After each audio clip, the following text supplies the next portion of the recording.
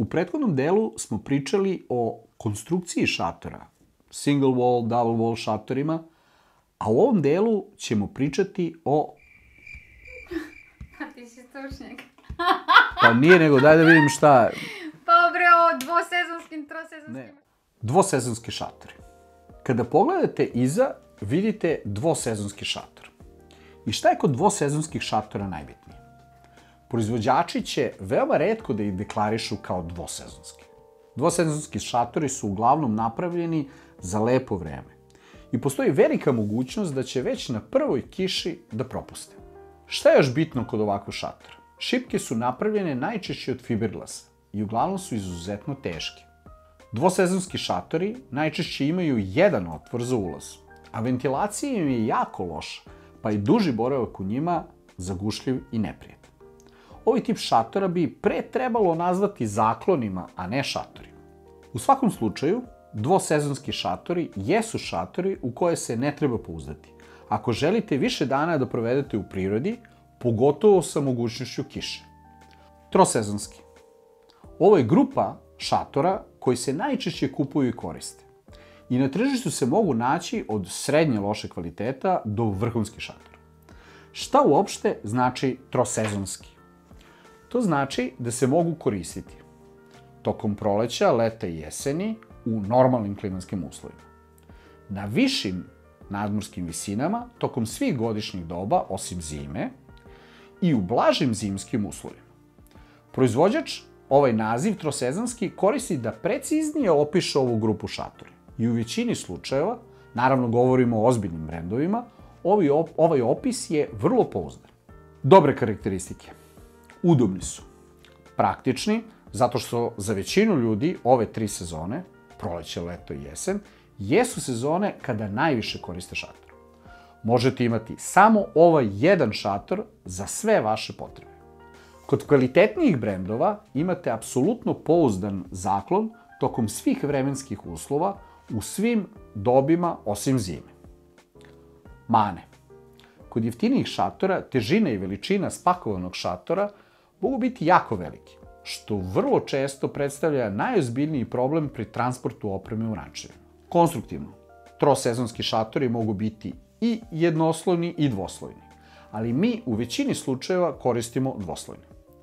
Najveća razlika kod različitih vrsta trosezonskih šatora jeste u konstrukciji i materijalu unutrašnje jedinice, koja može biti napravljena skoro isključivo od mrežice, što je najlakša varijanta ovog šatora, može biti napravljena od kombinacije blagoprozračnih materijala i mrežice ili samo od blagoprozračnih materijala, što je najčešće najjeftinija, ali i najlošija varijanta, zato što ventilacija kod ovakvih šatora, a samim tim i udobnost, je znatno smanjena. Kada smo kod ulaza u šator, kod trosezonskih šatora prednost uvek dajemo šatorima sa 2 ulaza. Pre svega zbog praktičnosti, da ne morate da preskačete ljude da bi izašli iz šatora, ali i zbog bolje ventilacije i dodatnog prostora za odlaganje stvari. Četvorosezonski šatori. Kao i kod vreća, ovaj naziv je suštinski pogrešan.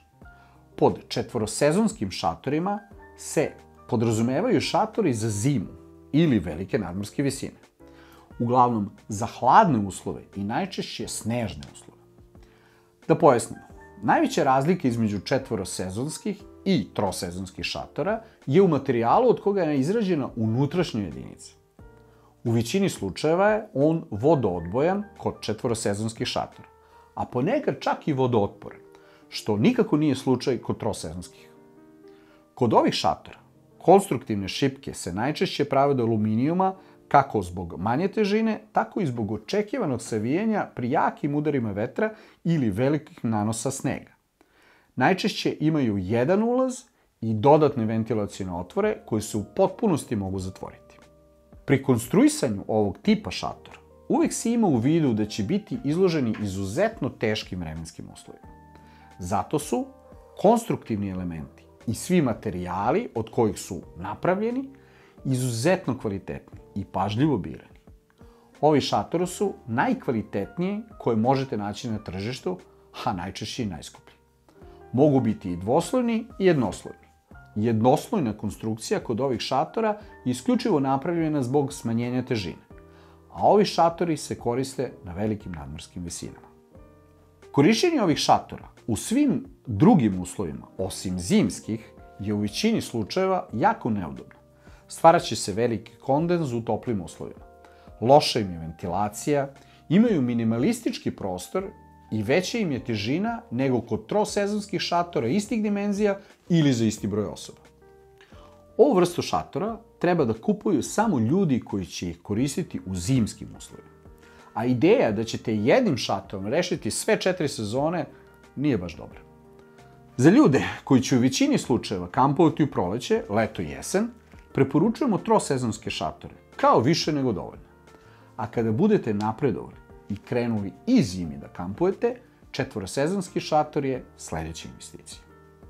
3+ sezonski šatori. Ovo je relativno novi tip šatora i ovaj naziv ćete veoma retko naći čak i kod boljih proizvođača.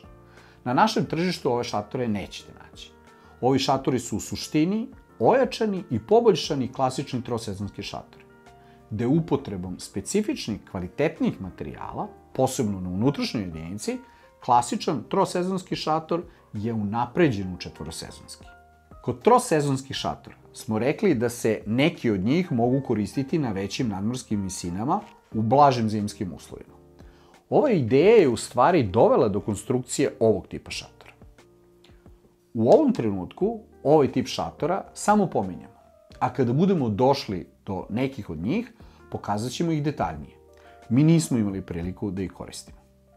Ovom pričom smo pokrili osnovne konstrukcije i podelu šatora po nameni. Ono što sledi u nekoj od narednih epizoda jeste praktičan prikaz postavljanja različitih vrsta šatora, savjeti oko izbora mesta postavke šatora, kako spakovati šator u ranac, koja vam je dodatna oprema potrebna da bi dobro postavili šator i ono što je najbitnije, savjeti kako da odaberete šator prema vašim potrebama.